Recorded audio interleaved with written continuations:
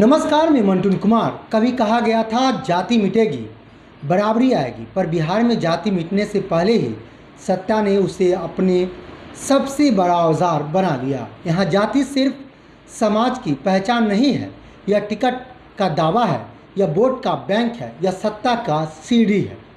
बिहार में जातियों की संख्या उतनी ही है जितनी इसकी मिट्टी के रंगों की। हर जिले हर गांव की अपनी जाति, अपनी पहचान। सरकारी कागजों में तो बस SC, ST, OBC, EBC लिखा रहता है, पर ज़मीनी सच्चाई में यह विभाजन 2000 से ज़्यादा जातीय वर्गों में फैला है। दलितों की सूची अगर पिछले की अलग और अत्यंत पिछड़ों की तो सबसे नीचे, जितनी आवाज़ आज भी पंचायत की दीवारों से टकरा कर लौट जाती है। कानून ने छुआछूत को अपराध कहा, पर समाज ने उसे परंपरा कहकर बचा लिया।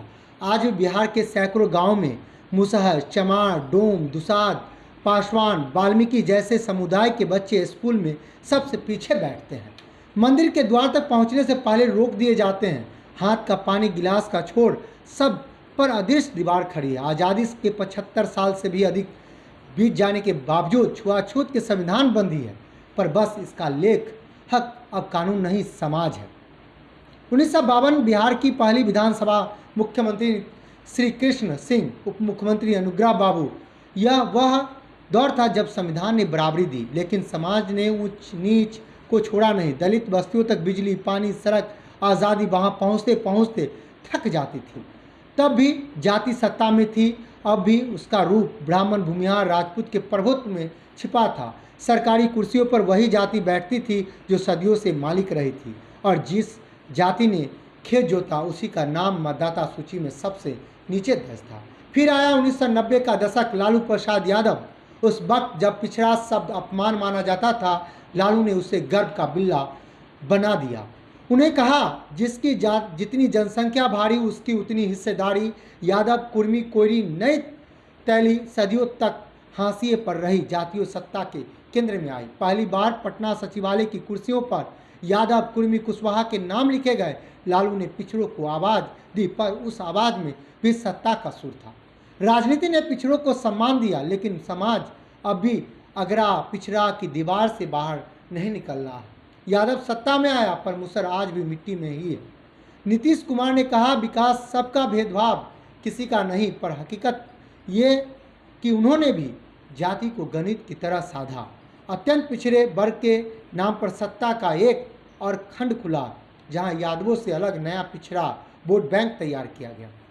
राजनीति ने जाति को मिटाया, वही उसे संतुलन कहकर नया जीवन दे दिया। हर योजना में, हर घोषणा में कौन सी जाति खुश होगी, यह हिसाब पहले लगाया जाता है। आज बिहार के मुख्यमंत्री बदलते हैं, गठबंधन बदलता है, पर जाति की सीढ़ी वही है। ब्राह्मण और भूमिहार अभी प्रशासन में शीर्ष पदों पर है। यादव और कुर्मी सत्ता के राजनीतिक स्तंभ है। मुसहर, चमार, दुसाद अब भी खेत, ईंट भट्ठा और दिहाड़ी पर है। सेकंड इकोनॉमिक कास्ट सेंसस बताता है कि दलितों और मुसहरों समुदायों में 70% से ज़्यादा परिवार के पास खुद की ज़मीन नहीं है। गांव के स्कूलों में उनके बच्चों की साक्षरता दर राज्य के औसत से 20% कम है, और सरकार नौकरियों में इनका प्रतिनिधित्व अब भी 2 अंकों से नीचे है।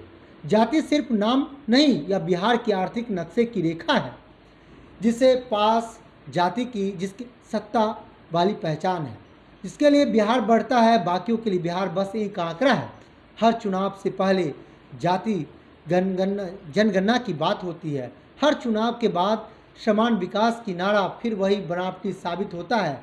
राजनीति जाति को तोड़ती नहीं, उसे सजाती है, क्योंकि बिना जाति सत्ता का समीकरण बनता नहीं दिखता।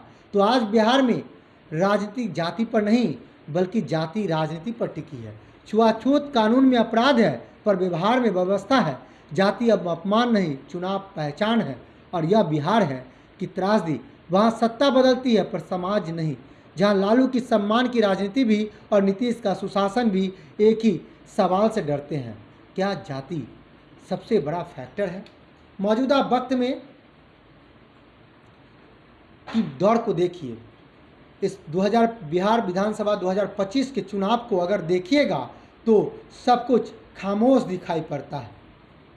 जाति के नाम पे हर वर्ग का एक पार्टी है, चाहे वो चिराग पासवान की पार्टी, चाहे जीतनराम मांझी की पार्टी, चाहे तेजस्वी यादव की पार्टी, चाहे नीतीश कुमार की पार्टी, चाहे बीजेपी की मौजूदा वक्त की पार्टी, तमाम पार्टियों में सभी जाति माला की तरफ फिरोया गया है।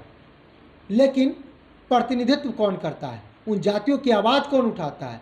उनसे उन जातियों की पिछड़ी और दौर को दिखलाता कौन है? मौजूदा वक्त में मीडिया भी एक कहीं न कहीं एक पाबंदी के साथ खड़ा है। और उस दौर की बात कौन करता है? तो मौजूदा वक्त का चुनाव जातियों से नहीं, मौजूदा वक्त का चुनाव स्वार्थ की नीतियों से हो चला। 2025 बिहार विधानसभा चुनाव विपक्ष दहाड़ रहा है तो सत्ता पक्ष भी दहाड़ता हुआ नजर आता है, और जैसे ही सत्ता पक्ष दहाड़ता है विपक्ष खामोश हो जाता है। और यही हालात तेजस्वी यादव का दिखने को मिल रहा है, यही हालात विपक्ष के दलों को दिखने का मिल रहा है। जनता को मजबूती के साथ जनता की हक की बात करने वाला महागठबंधन दल अलग अलग अपने स्वार्थ की नीतियों के कारण वह टूटता हुआ दिखाई पड़ता है। मौजूदा वक्त का चुनाव सिर्फ और सिर्फ महागठबंधन या विपक्ष के लिए कहा जाए तो स्वार्थ की नीति है, और सत्ता के लिए सत्ता पाने का नीति। लेकिन जनता मौजूदा वक्त में वहीं खड़ा है जहां आज से दशकों पहले खड़ा था। बहुत बहुत धन्यवाद।